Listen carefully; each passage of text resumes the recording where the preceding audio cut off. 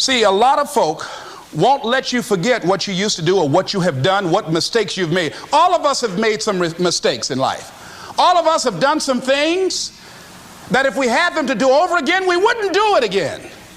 There are a lot of things that if I had it to do over again, if I knew then what I know now, I would have done it differently. Well, it didn't happen that way. I didn't do it like that. Oh, you don't want me to live that down? How you want to keep on putting that in my face about what I did? Guess what? I'm not interested. When you permit things to use you, you can't change the past, but you can interpret. You can reinterpret how you see it.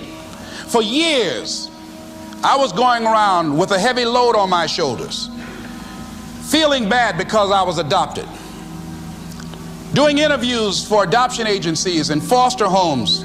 And I was on television once, and I told these people in this particular interview that I was giving away my twin brother and I when we were 6 weeks of age. A friend of mine fortunately was listening to the program, and she said, "Les, I'd like to have lunch with you." And so I went over to see her. She said, when a woman carries a baby for 9 months, feeling that life movement in her, it's automatic and natural for her to learn to love that baby, to expect it to come here when she bears the pain to bring it into the world. Your mother, Mamie Brown, when she came in to adopt you guys, she didn't go through that process. She looked at whoever your biological mother was and said, "I'll take him." You weren't given away less. You were chosen with love. Same event, but reinterpreted. An interpretation that empowers me. So when you begin to look at your past, give an interpretation that empowers you. That's where I used to be. That's not where I am now. I'm growing. In your mind right now, think about some particular event or act in your life that you feel very bad about, that you really regret that took place. If you had to do over again, you would do it differently. With that there, I want you to see yourself in your mind's eye and say to yourself, I love myself unconditionally, and I forgive myself. If I knew better, I would have done better. Let me tell you something about the mind, how it uses you. I'll tell you something super stupid that I used to do. Do you know for years, I hated my mother and my father, whoever they were, because they gave me away as I thought at that point in time? And guess what? I didn't have any faces for the hatred because I never saw either one of them. And I said, I hate them for that.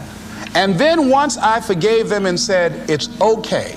Had they not given me away, I would have never been blessed to have the mother that I have. But when I went through this process, saying forgive them, I remember in my mind as I was trying to picture these people, I had two individuals in my mind standing there with no faces because I didn't know how they look.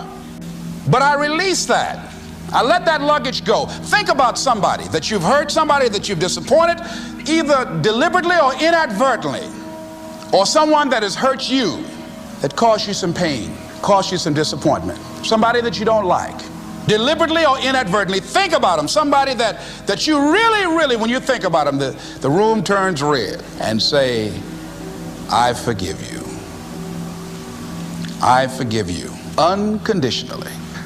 Whew, boy, that's a heavy load to let off.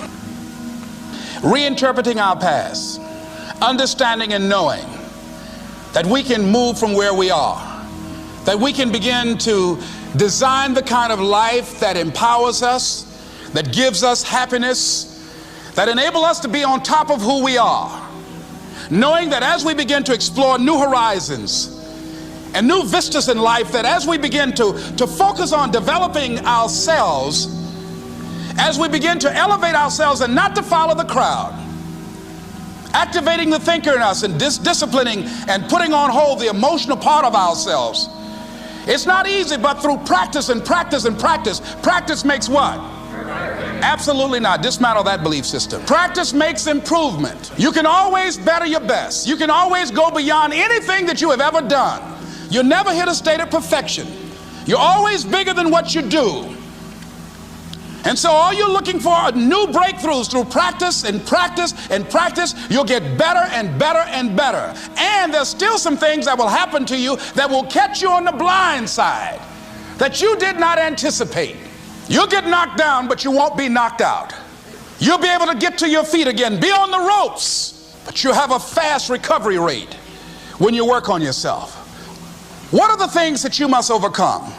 What qualities about your personality you know that you're going to have to change, because those particular characteristics are liabilities to you? What are your assets? What are your strong points?